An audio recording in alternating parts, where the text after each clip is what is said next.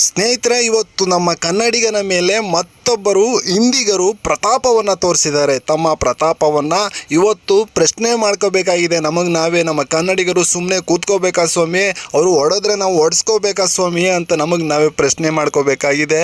ಇವತ್ತು ಬೆಂಗಳೂರಿನ ಚಿಕ್ಕ ಬಾಣವರದಲ್ಲಿ ಇರ್ತಕ್ಕಂಥ ಗಬ್ರು ಹೋಟೆಲ್, ಈ ಗಬ್ರು ಹೋಟೆಲ್ನಲ್ಲಿ ಕೆಲಸ ಮಾಡ್ತಕ್ಕಂಥ ಎಲ್ಲರೂ ಕೂಡ ಹಿಂದಿಗರೇ, ಅಲ್ಲಿನ ಓನರು ಕೂಡ ಹಿಂದಿಗರೇ.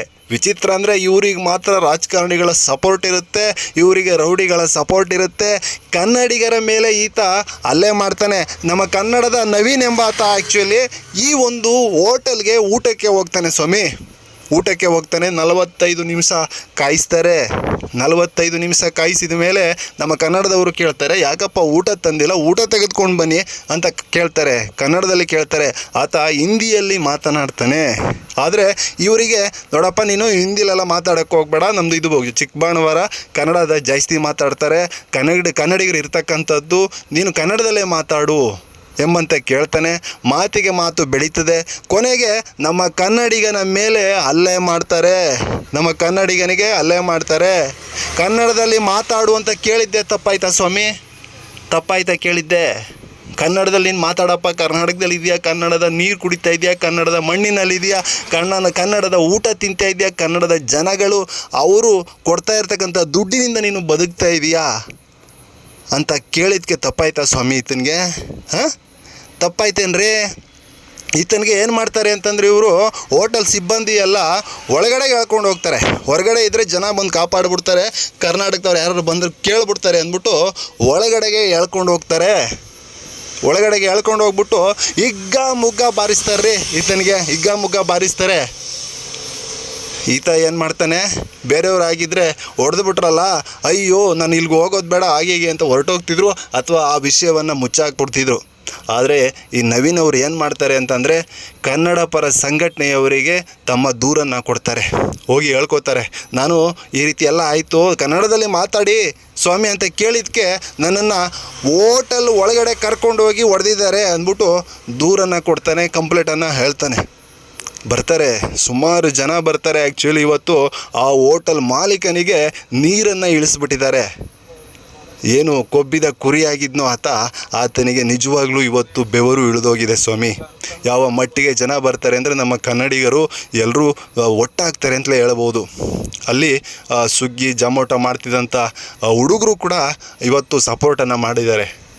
ಎಲ್ಲರೂ ಬರ್ತಾರೆ, ಹೋರಾಟಗಳನ್ನು ಮಾಡ್ತಾರೆ. ನೀವು ಸ್ವಾಮಿ ಗಬ್ರು ಹೋಟೆಲ್ನವರೇ ಬಂದು ಕ್ಷಮೆಯನ್ನು ಕೇಳಬೇಕು.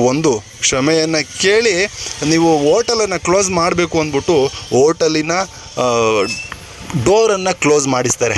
ನಮ್ಮ ಕನ್ನಡ ಹೋರಾಟಗಾರರು ಮತ್ತು ಅಲ್ಲಿರ್ತಕ್ಕಂಥ ಕನ್ನಡಿಗರು ಹೋಟೆಲನ್ನು ಕ್ಲೋಸ್ ಮಾಡಿಸಿ ಇವತ್ತು ಕ್ಷಮೆಯನ್ನು ಕೇಳಲೇಬೇಕು ಅಂತ ಒಂದು ಹೋರಾಟವನ್ನು ಮಾಡಿದ್ದಾರೆ.